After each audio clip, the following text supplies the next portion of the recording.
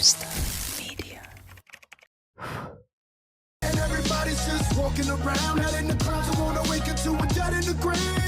But then it's too late, we need to be ready to raise up. Welcome to the end of days. Everybody is slave, only some are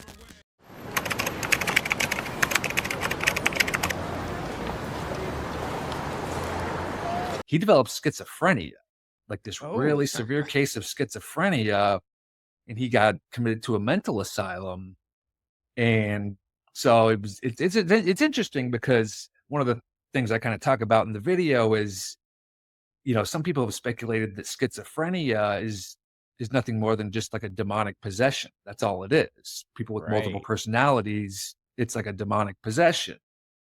And this Bill O'Neill guy was really heavily into like psychic meditation, and it was claimed there's some really wild stories about him. There's a really good book about this whole story, the spirit comic. It's called The Ghost of 29 Megacycles.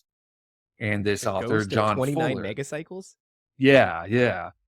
And this author, John Fuller, researched this whole story. And it was claimed that William O'Neill, he could go into like really deep trances, and he actually kind of would get like superhuman healing abilities. And so this John Fuller author went around and talked to people who actually went to William O'Neill and claimed that he cured them of like diseases. I think there was one girl who had no use of her legs, and she went to him and she could walk after that. And John Fuller like talks to these people in the book, and they claim that Bill O'Neill was so in tune with like the cosmos and the spirit world that, he could, before he started using the spirit com, he could just on his own access this world too. Interesting. So it's, Have you, Andy, have you ever heard of, right now, our audience is getting ready to take a drink because every time we mention this guy, it happens so often that it's like a signal. It's a drinking game. So yeah. Are you familiar I'm with waiting for it. Dr. Jerry Marzinski? I don't think so. Oh boy. I'm intrigued though. He's somebody that you would find intriguing. I highly recommend looking into his work. Dr. Jerry Marzinski is a clinical. It's so I'm laughing because this is like a well-oiled. We actually have another show today. We booked ourselves to Oblivion, where the guys said, "Oh, I just want to talk to you guys about schizophrenia and Dr. Jerry Marzinski." So let's fucking. Oh man, that's it. That's the theme of today. Okay, so Dr. Jerry Marzinski, clinical psychologist in the field for 35 years, working intimately with schizophrenic patients. Initially, he's working in a clinical setting, and but eventually his institution gets shut down, whatever is an asylum of sorts, and he ends up working for the prison system, dealing with inmates who have schizophrenia. There you go. That's our first episode with him, one of two. We were just fresh-faced baby boys back in the day, and so Dr. Jerry Marzinski, he's got these restraints initially dealing with it in the medical apparatus, but once you get to the prison, industry. They really don't care what you do to these people. So he's able to take what he has. He's got a suspicion, and his suspicion is, despite the fact that the medical institutions dismiss schizophrenia as being purely auditory and visual hallucinations, he believes that hallucinations don't adhere to a set of patterns.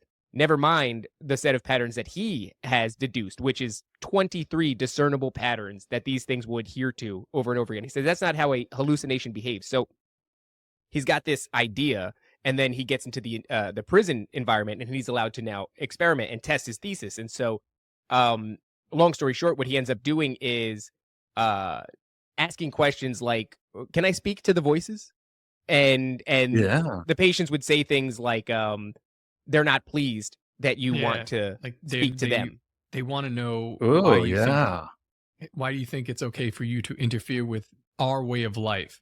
Yeah, like that. Yeah, cool.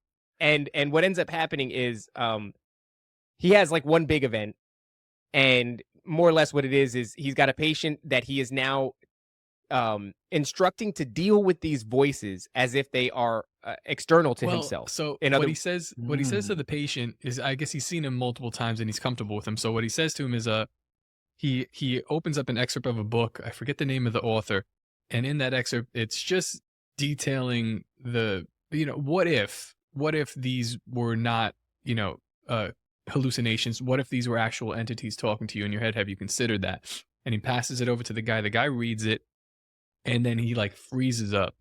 So he's like looking at him, and the guy just like zombies out. And Jerry's looking right at him. He's like, I don't know what the fuck's going on right now.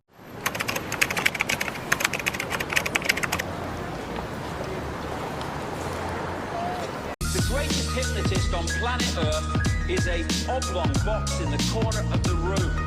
It is constantly telling us what to believe is real. If you can persuade people that what they see with their eyes is what there is to see, you got them. Because they'll laugh in the face of an explanation that portrays the bigger picture of what's happening. And they have.